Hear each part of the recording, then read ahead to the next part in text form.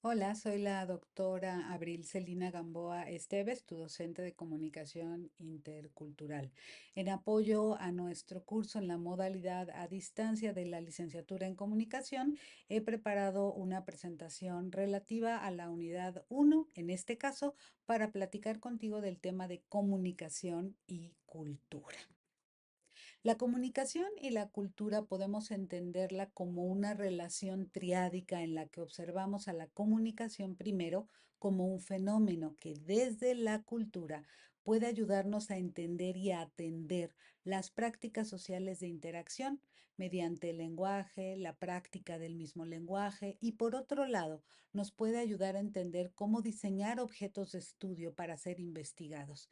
En ese sentido, la comunicación va a poner atención en elementos clave como el discurso, las acciones dialógicas, elementos todos estos que pertenecen también a un espectro de estudio de la cultura. La comunicación es también finalmente una disciplina, tiene una intención profesional en tu formación y por tanto es estratégicamente cultural, sobre todo si consideramos el tipo de comunicación en organizaciones privadas, públicas, sociales, para fomentar un cambio social, para educar, para publicar, etcétera. En esta diapositiva tú puedes ver justamente esta relación triádica que planteamos como fenómeno, como objeto y como disciplina para poder explicar la relación entre comunicación y cultura.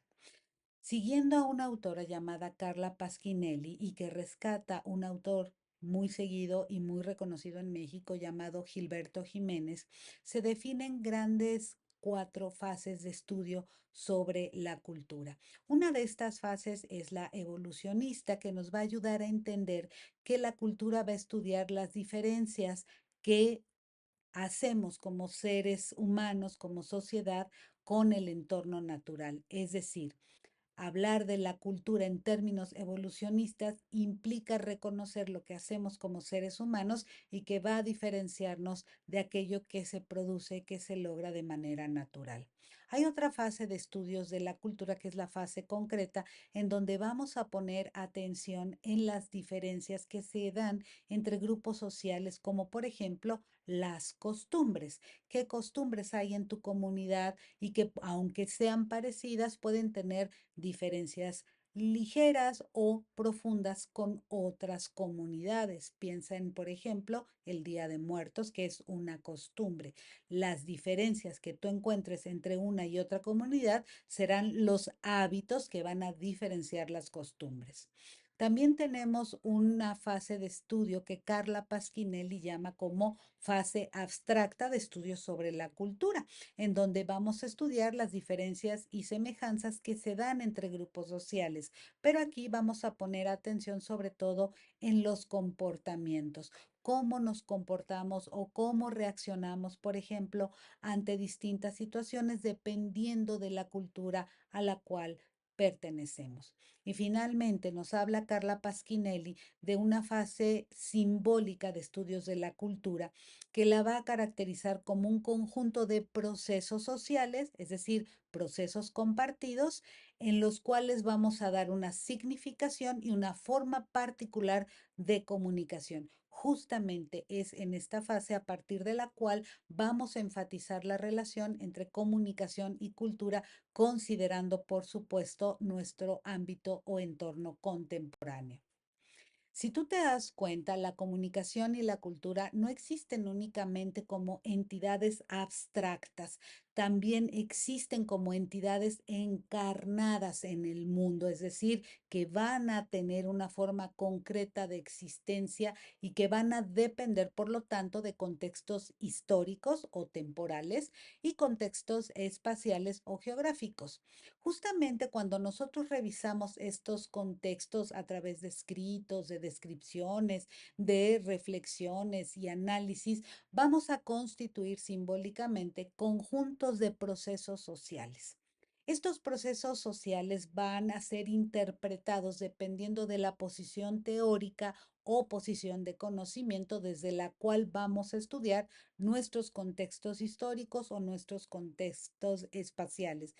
según la posición teórica que asumamos sobre la cultura, es decir, desde dónde la vemos de manera evolucionista, concreta, abstracta, simbólica, es que le vamos a dar un sentido o significado a un proceso social y lo vamos a reconocer como un modelo de representación, pero también como un modelo de comunicación porque consta de códigos sociales, formas de expresión, de interpretación, para orientar la manera en la cual se dan los contextos dentro de los procesos sociales. Un elemento central de la relación entre sociedad y cultura desde la comunicación es, por supuesto, la interacción. No puede haber producción de sentido, no puede haber comunicación si no compartimos códigos, es decir, si socialmente no compartimos códigos.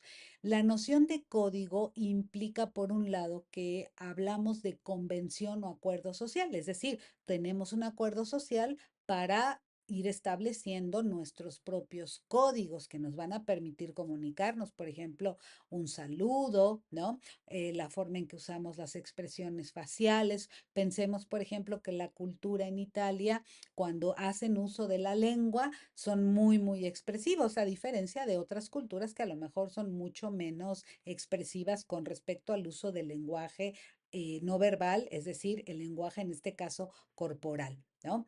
En todo caso, estamos hablando de códigos, códigos que se van desarrollando y acordando de manera social. Y también hablamos de un sistema entonces que va a regir la manera en la cual interactuamos comunicativamente. Esto nos lo señala Humberto Eco. Hay otros autores que van a definir justamente la producción de sentido o de significado como un repertorio de signos y lo van a clasificar en grandes tipos. Esto dice Wendy Litz Hurwitz cuando dice que hay códigos lógicos, códigos estéticos, códigos sociales que van a darle forma a este repertorio de signos que en la cultura van a definirse como presentes dentro de un grupo o sociedad. Justamente en este sentido, dice Humberto Eco que hablar de códigos significa considerar a la cultura como hecha de interacción regulada, es decir, los códigos van a ayudar a regular la manera en la cual interactuamos. El arte, la lengua, la manufactura, la percepción son fenómenos que forman parte de la interacción colectiva y que justamente van a estar normados por cierto tipo de leyes. Dice Humberto Eco que la vida cultural no puede ser vista como pura y absoluta creación libre, ¿sí? Sino que más bien forma parte de una representación que está regida por ciertas fuerzas sociales y sobre las cuales una vez que estamos insertos dentro de la cultura, pues no tenemos del todo control. Podemos decidir, pero no controlarlas del todo. Por eso dice Humberto Eco que la vida de la cultura es la vida de los textos que están regidos por leyes intertextuales en lo que todo lo ya dicho opera como una posible regla. Es decir, cultura es algo que se actúa, que se vive desde el punto de vista de los actores y de sus prácticas. Dice Gilberto Jiménez que la cultura realmente existe y opera, ¿sí? A partir de las experiencias sociales y de los mundos de vida de los actores que interactúan. Como tú puedes ver en la diapositiva, estamos hablando de fenómenos de interacción colectiva que van a caracterizar nuestra vida en sociedad.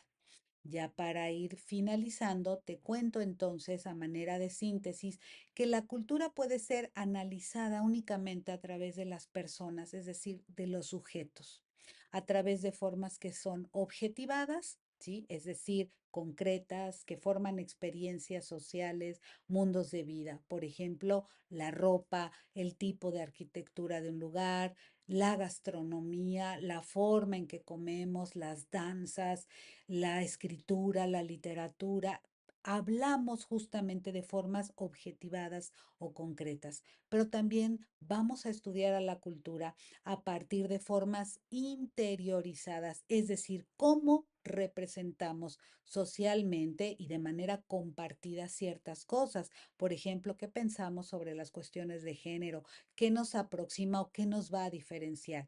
Esa es la parte interiorizada o simbólica que finalmente podemos estudiar a partir de tres paradigmas. El hábitus, que es finalmente una propuesta de Pierre Bourdieu, que nos habla de cómo es que percibimos, valoramos y actuamos en consecuencia. Otra manera de entender nuestras experiencias sociales es hablar de esquemas cognitivos, cómo nos organizamos, cómo nos adaptamos. Piensa, por ejemplo, en lo que propone Jean Piaget o Lev Vygotsky cuando hablamos justamente de aprendizaje y aprendizaje social. Otro paradigma son las representaciones sociales, siguiendo la escuela de Sergei Moscovici, en la cual vamos a poner atención sobre todo en este tipo de lenguaje de vida común que somos capaces de representar.